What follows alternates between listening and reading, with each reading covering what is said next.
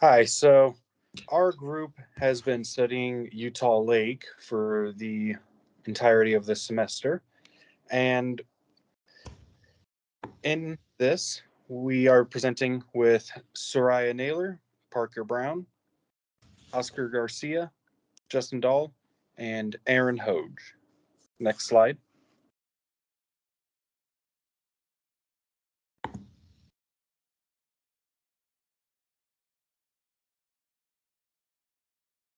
Next slide. All right, it's trying. My computer's being really slow. No worries. All right, so next slide. Some of the background to the Utah Lake is that its native species has mostly been replaced with carp, as well as there's been raw sewage dumping up until 1967, as well as an algae bloom that has damaged the life of the lake. And the effects that it's having right now is that it is toxic to humans and animals. It kills fish, and then the carp are also at a dangerous high level. Right now, the effects that this is having on business is that since it's toxic to people, it's keeping them away, and no people means no business near the lake. And then they regularly close the lake due to health issues. Next slide.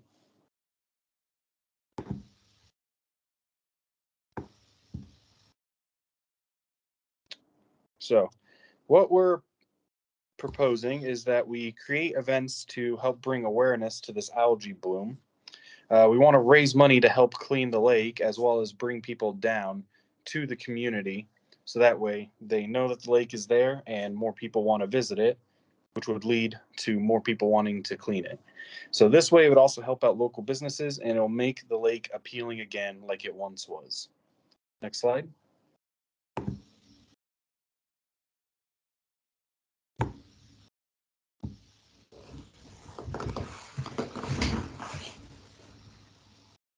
Okay, so we sent out a survey. Our survey consisted of 5 Likert scale questions, including: do you view Utah Lake as an integral part of Utah County's identity? Has the algae bloom impacted your willingness to visit Utah Lake?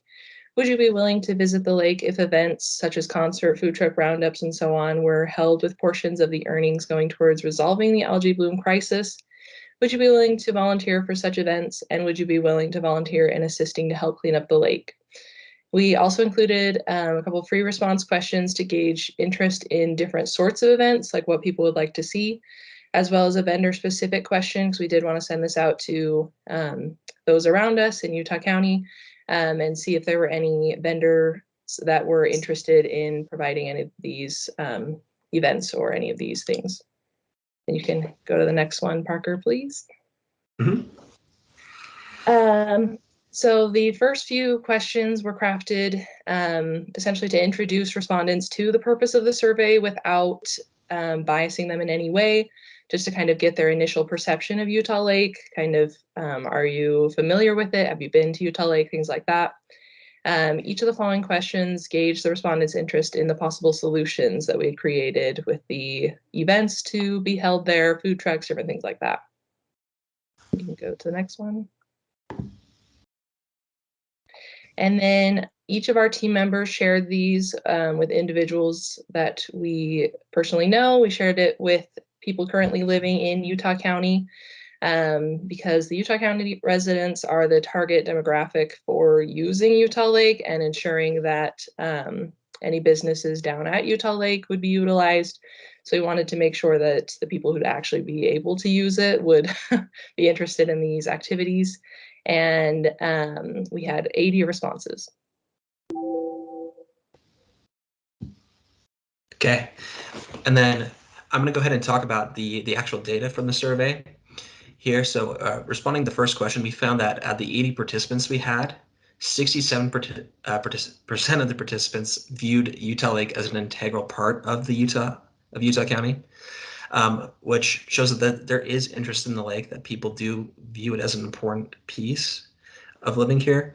But we wanted to push that further and see how the algae bloom and the health of the lake has impacted people's willingness to come. And we saw 88% of our participants said that the algae bloom has impacted their willingness to come out to the lake.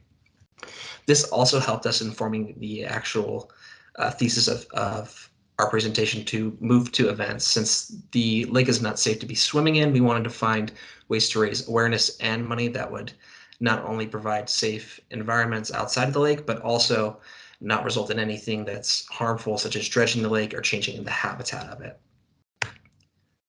And going further with pushing the events, 91% of our participants showed some to strong interest into coming events, which shows that there is definitely a market in Utah County for these events. We also wanted to see if we'd be able to get any volunteers. So we wanted to, when looking at that information, we saw 66% of our participants said they would not be willing to help with that. So it's a slight hiccup there, but so if we were counting on volunteer support, we definitely would want to keep that at very minimal and hope that we could count on the event staff to help out with that. And then we had a bit of a niche question responding to vendors, as Aaron pointed out.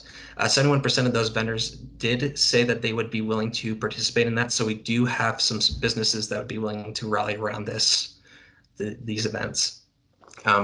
Justin also, when we were working up as a group, mentioned events having volunteers come out to clean the lake.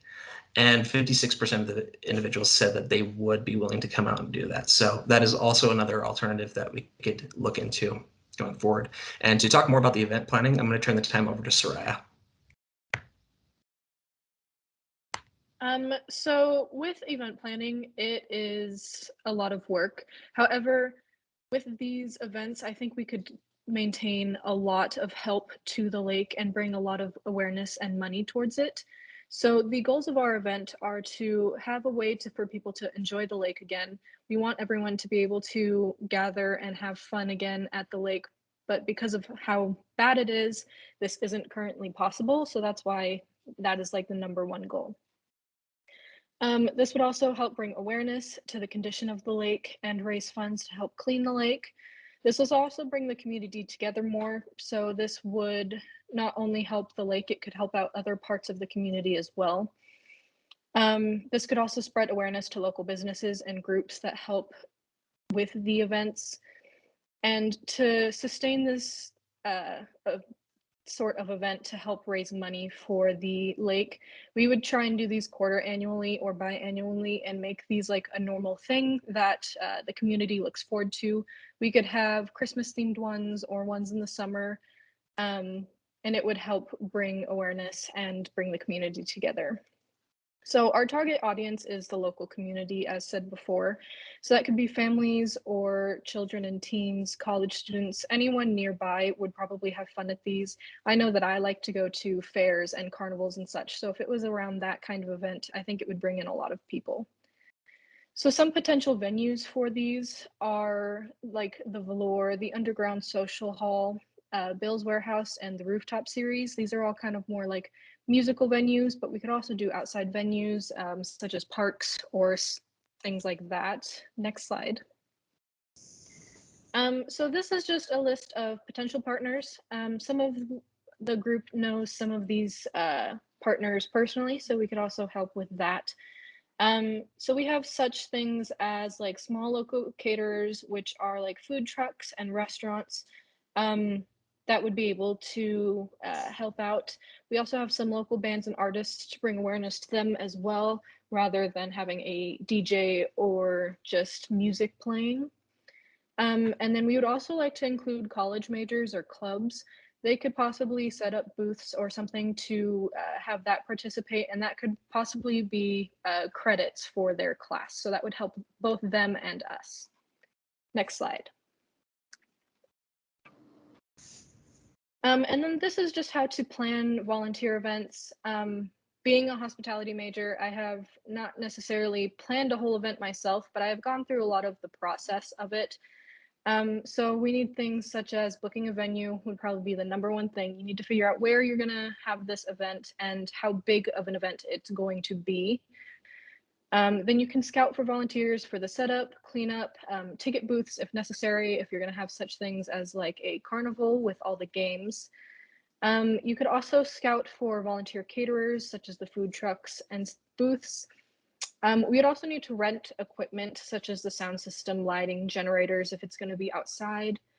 And then we need to book the entertainment and set up donation collections. And that is really important for these events specifically, because we are planning these events specifically for donations towards the lake.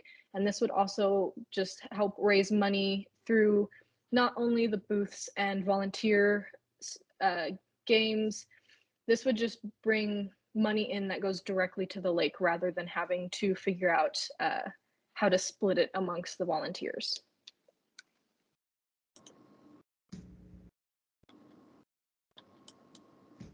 Yeah, thank you, Soraya. So I'm gonna jump in and talk a little bit about costs of our project. And we decided that it was a good idea to budget $250 for our first event. And that's for decorations, tables, equipment, all of that if the event is happening outside. For a place, if it's outside, it's gonna be free, and if it's in a venue, it's gonna cost from around $80 to $120 an hour. And then advertising, we're collaborating with the UVU marketing department for that, so that's gonna be cost free as well. And then employees and people for the venue is gonna be cost free as well, because we're gonna have volunteers in our events. And then I just want to talk a little bit about the real cost of cleaning our lake, and that's in addition to construction and high-end equipment needed to clean the lake. We understand that part of the cost is to educate and pay local farmers and people living around the lake to change their behaviors, right? And then how to raise funds from food truck roundups.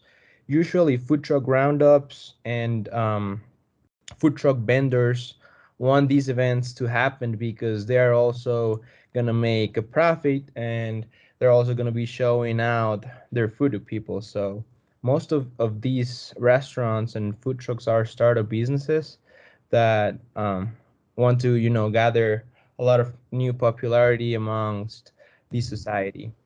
So just go to the next one, please, Parker. Thanks. So yeah, so food trucks at the lake, and then we have that for advertising. The cost of media and web content is usually from around $6,000 to $12,000, but thankfully with the collaboration with UVU, it's gonna be free.